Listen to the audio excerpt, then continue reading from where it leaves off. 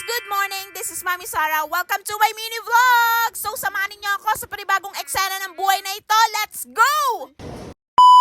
So, eto na naman tayo sa another day, another video na naman nga. At for today's video, ganito ang ganap at eksena namin sa buong hapon na ito. Charis, hanggang tanghali lang pala. So, ang eksena guys, dumating na ang ama ng bayan. Dumating siya alas 6 ng umaga, galing Manila Zoo. So, si Skyler guys, pinakain ko na siya ng almusalan. Ang gusto niyang almusalan guys is champurado, kaya binilihan namin siya ng champurado. And after nun guys, nag-cleaning ako dito sa kabilang bahay dahil si Max guys, nag-i siya sa loob.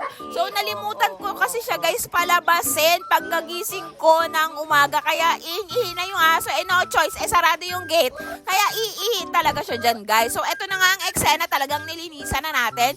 Yung tubig na binuhos natin dyan, meron niyang powder na sabon at naglagyan ko din yan guys ng Sunrocks para maalis yung amoy ng ihi ng doggy root natin. So, ganito talaga ang eksena pag nagkakaihi talaga sila dyan. So, dapat kasi guys, pagkagising ko, dapat pupunta ako agad sa kanya para buksan ko agad yung gate nang makalabas siya para makaihi siya guys. So, nalimutan ko yun guys kasi alas 6 na ako nagkagising guys.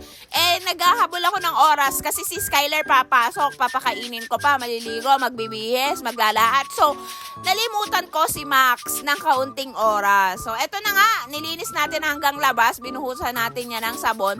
Tsaka pagkatapos yan guys, nagwalis naman ako dito sa labas ng aming tahanan after nating malinisan kung saan natutulog si Maxi guys. So syempre, hindi naman namin yung bahay, nakikilagay lang naman kami ng puppy doon. So kailangan talaga natin yung linisan para hindi maibik sa bahay ni ate si Maxi. So ang eksena guys, si JK naman ang sunod na kakain dahil siya naman ay papasok sa eskwelahan ngayon. Yes, oo. Pero bago yun, pinainggit na muna niya yung mga toys niya after niyang kumain. At ito na nga, inabot ko na sa kanya ang kanyang pagkain. Kanin yan guys, hindi yan mabubuhay nang hindi kakain ng kanin. Ayaw niya ng ibang almusalan sa umaga kundi kanin talaga guys. Nakadalawang sandok yan ha. So, ang eksena, ito na nga, papasok na kami sa loob, papasok na kami sa school pala. So, yung bago kami makarating doon, guys, mababasa muna talaga ang paa ng ina ninyo. Alangan naman mabasa ang paa ng bata. So, binuhat talaga natin yan patawid doon sa may parte na mataas ang tubig dahil si JK ay nakasapatos. And ito na nga, inatid na natin siya dyan sa room niya. At ang nagpaalam ako sa teacher niya, sabi ko, iiwanan ko muna si JK po dahil magbabayad ako ng tubig sa water district, guys. Nalimutan ko, due date pa nung pitsa G's, pero ngayon lang akong pitsa 14 magbabayad. Malapit nang magputulan. Kailangan na natin magbayad, guys. Nalimutan ko. Naalala ko lang siya kaninang umaga nung nakita ko yung resibo. Oh my God, malapit na. Kung hindi nag-alam ang lola mo, putol ang tubig. Patay ako kay Tita Shirley. So, eto na nga ang eksena.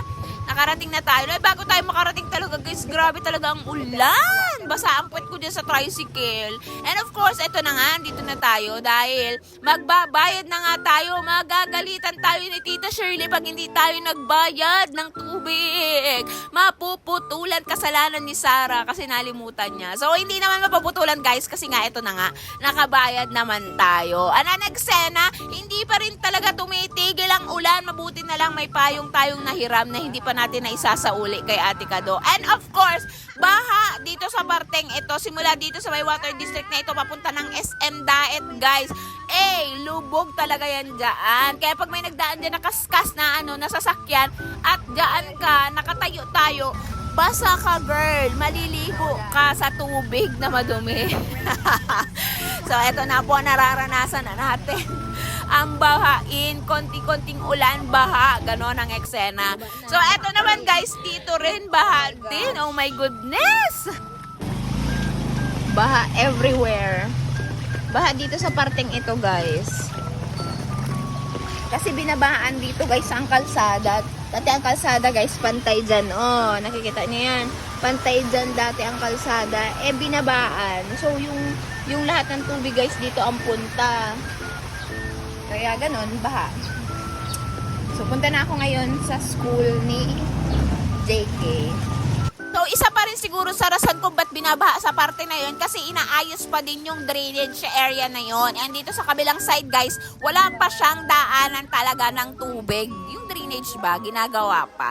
So ngayon nga ang eksena, bago mag-uwi sila JK, merong may birthdays. Nakaklase siya. So yung kaklase niya, nagpa-snacks. May spaghetti and chicken joy. And of course, may inumin din. So ganito ang eksena bago umuwi ang JK. Talagang tuwang-tuwa siya kasi nga mami, may pagkain. Ganyan talaga tuwang-tuwa yan pag may pagkain. Sabi ko, nakadalawang kanin ka na sa bahay bago ka pumasok. Ayun, kakain ka na naman dito, spaghetti and chicken. Sabi ko, pag uwi ng bahay, no eat na ng rice ha. Mamaya na i-eat ng rice. Sabi niya, opo mami. So ganito naman, pauwi na nga kami. Ang eksena, lakad na naman kami pabalik ng Baluo. No, konting ulan, baha, pero mabilis rin naman humupa yung tubig. So eto na nga, nagdating na ang mga bata sa bahay. At dito ko na tinatapos ang aking video. Maraming salamat sa panonood. Thank you guys for watching. See you on my next mini vlog. Don't forget to like, comment, and share, follow, and subscribe to watch more videos.